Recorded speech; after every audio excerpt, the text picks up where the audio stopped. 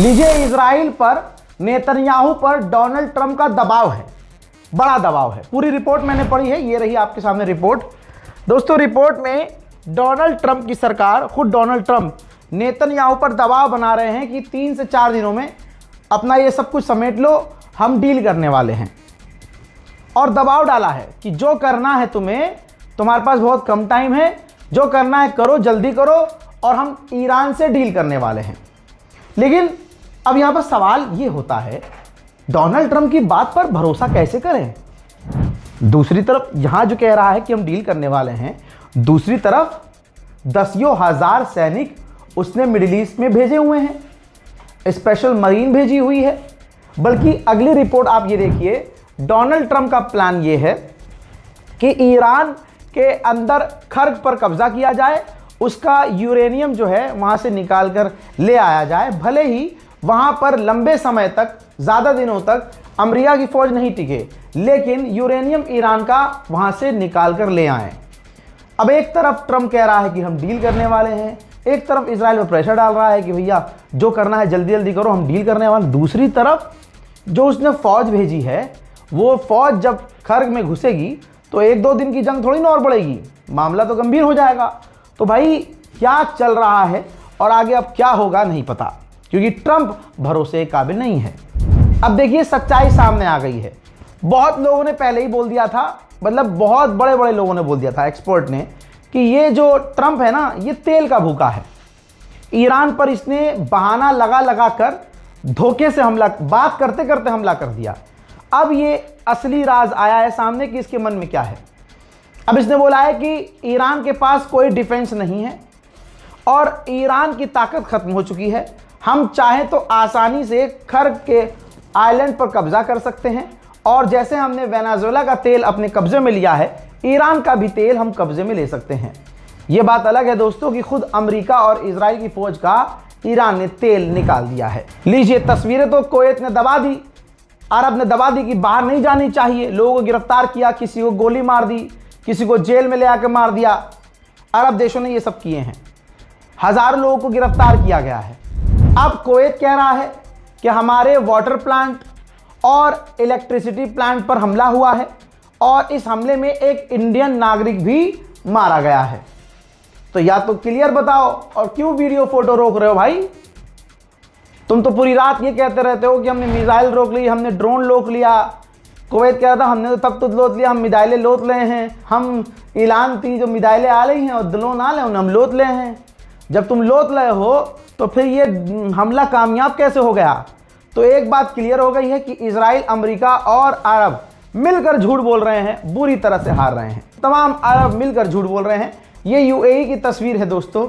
UAE में आप देख सकते हैं कि धुआं निकल रहा है, जहां तमाम अरब रात भर ये चीखते रहते हैं कि हमने इतनी मिसाइल रोक दी, इतने ड्रोन रोक दिए। ये तस्वीर बता रही है कि अभी भी ईरान सटीक हमले कर रहा है, बस अरब छुपा रहे हैं इसे, और कुछ नहीं है। उधर इराक में तो पूरी रात धमाके ही धमाके। इराक में अमेरिकी बेस पर एक बार फिर से जो धमाके हुए हैं, ताज़ा मंजर आया है सामने, देखिए।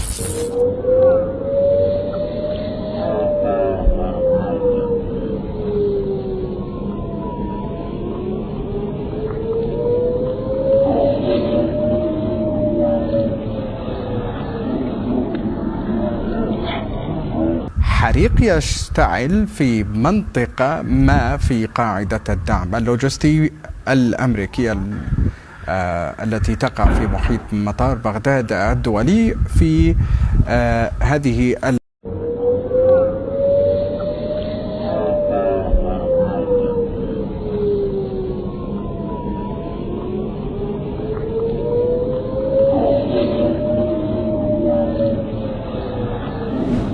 कुवैत का जो वाटर प्लांट है उसकी सैटेलाइट इमेज में दिखा रहा हूं आपको। देखिए, आपको धुआं नजर आ रहा है, ये कुवैत का वाटर प्लांट है और ये सैटेलाइट की इमेज है।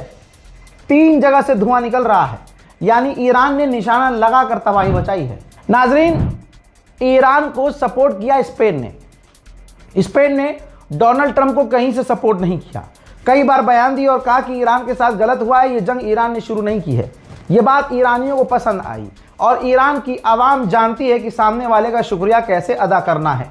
ईरान में स्पेन की एम्बेसी के बाहर ईरान के लोग चले गए और एम्बेसी के बाहर जाकर पॉजिटिव वे में प्रदर्शन करके स्पेन को शुक्रिया अदा किया। उधर कुवैत का विदेश मंत्री भड़क गया है अरब लीग पर और कहा अरब लीग पूरी तरह से फेल हो गई है। इस संगठन का क्या ही मतलब है जो अरब की सिक्योरिटी नहीं कर पाई। अब इसको कौन बताए कि तुम और तुम्हारा बाप और तुम्हारे बच्चे सब इजराइल और अमेरिका पर ही डिपेंड थे। उन दोनों ही को पेल दिया ईरान ने, तो अरब लीग क्या कर लेता। ईरान में पूरी रात हर घंटे हर मिनट धमाकों की आवाज़, गोलीबारी की आवाज़ आती रही। यहां तक कि अभी थोड़ी देर पहले ईरान में जो धमाके हुए हैं उनका कुछ मंजर दिखाना चाहता हूं।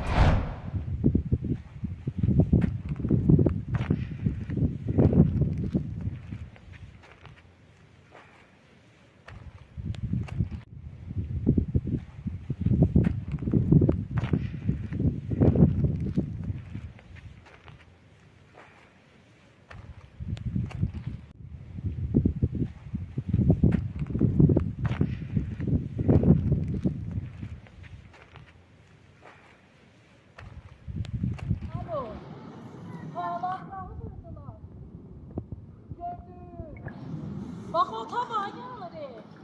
Olay görmezler ki. Ağlaşgahı dene buldular. Yani orada.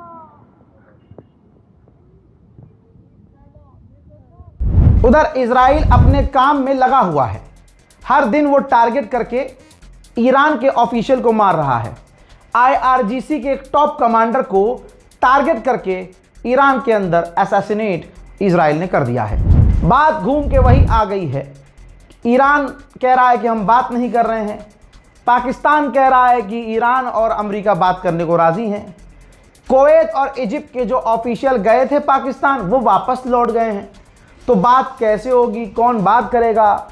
Donald Trump Israel से कह रहा है कि जंग खत्म करने वाले हैं तो जल्दी जल्दी जो करना है कर लो, लेकिन दूसरी तरफ खर्ग आइलैंड पर कब्जा करने की बात कर रहा है। तो अभी पूरी खिचड़ी बनी हुई है।